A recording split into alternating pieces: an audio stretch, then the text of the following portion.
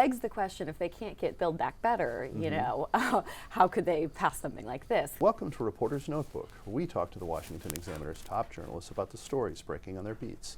I'm Jim Antle, and I'm joined today by energy and environment reporter Breanne Deppisch. Breanne, it's back. The Green New Deal. Democrats have unveiled, so it's not really quite as new anymore, just as green. It's not quite as new, and it's actually a little less green. Yeah, lawmakers introduced basically, or they reintroduced the Green New Deal, or essentially a pared down version of their original effort.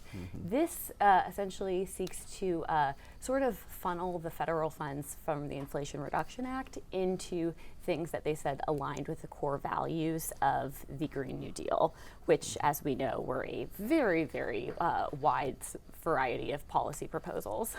Sure. Well, one question would be, why now? Democrats don't control the House.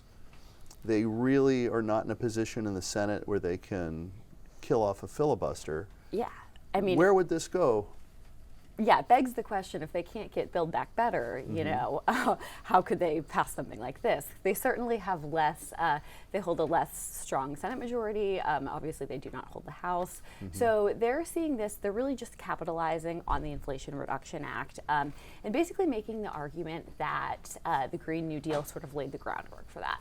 They're saying that it was kind of the first proposal of its kind, which it is, or it was, to sort of call for federal funds and things like renewable energy and clean energy spending, but it also had a lot of proposals that were not included in the Inflation Reduction Act. So they described it during the press conference as sort of a first step in what they see as a 10-year plan, basically, to advance the goals outlined in the Green New Deal.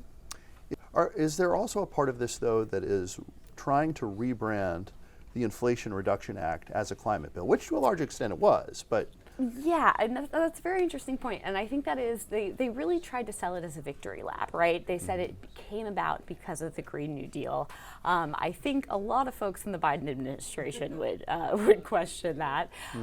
That's sort of how they celebrated it. And they had this big press conference to mark the 4-year anniversary since the 2019 original proposal was introduced. Right. But yeah, it is an attempt to rebrand it, and it's kind of an attempt before the next round of elections, you know, to sort of be like, Democrats own this issue, look at all what we're doing, look at what we're continuing to do, and sort of build momentum for other issues on health and racial and socioeconomic inequality that the Green New Deal tried to address, but the Inflation Reduction Act did not.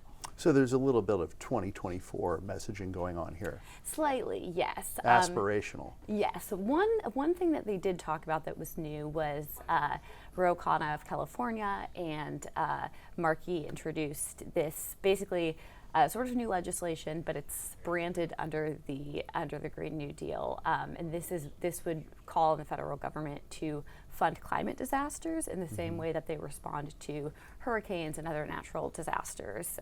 This is something that I think we're seeing increasing momentum for as the number of wildfires, drought, high heat events increases with climate change.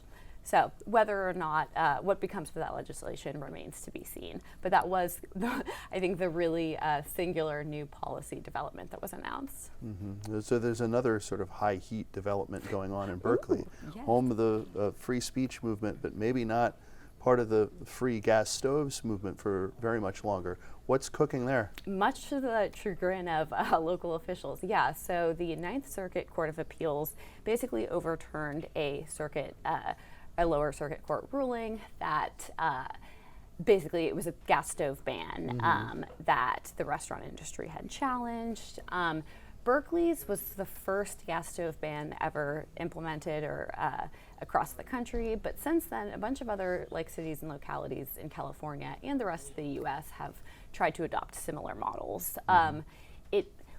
What happens next is kind of uncertain. I've spoken to a number of legal experts on this who said that the municipalities under the Ninth Circuit Court of Appeals will obviously either have to rewrite their rules, to avoid a legal challenge, or they will have to just pass something new altogether.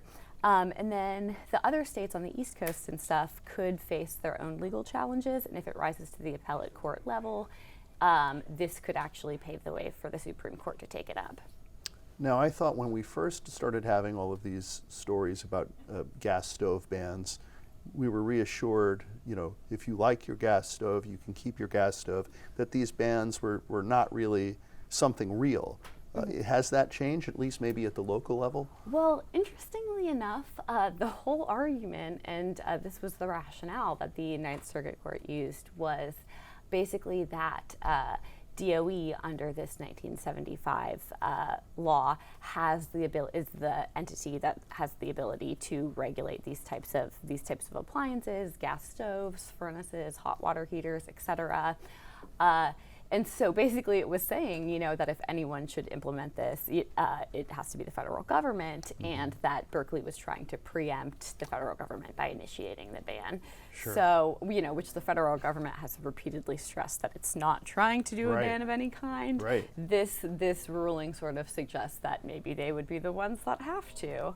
The next steps for that remain unclear. The city of Berkeley could file a formal challenge, which would be heard by an en-banc panel. Whether or not they intend to do that remains uncertain. They haven't said anything one way or another. But it's certainly interesting because I think momentum for these sort of bans or regulations is growing. More than 100 cities across the U.S. have tried to adopt similar policies or restrictions. So this could really have widespread effects. This could really heat up. It could really heat up, certainly. Sounds like the Green No Deal. Very true. You can read Breanne and subscribe to our Daily on Energy newsletter at washingtonexaminer.com.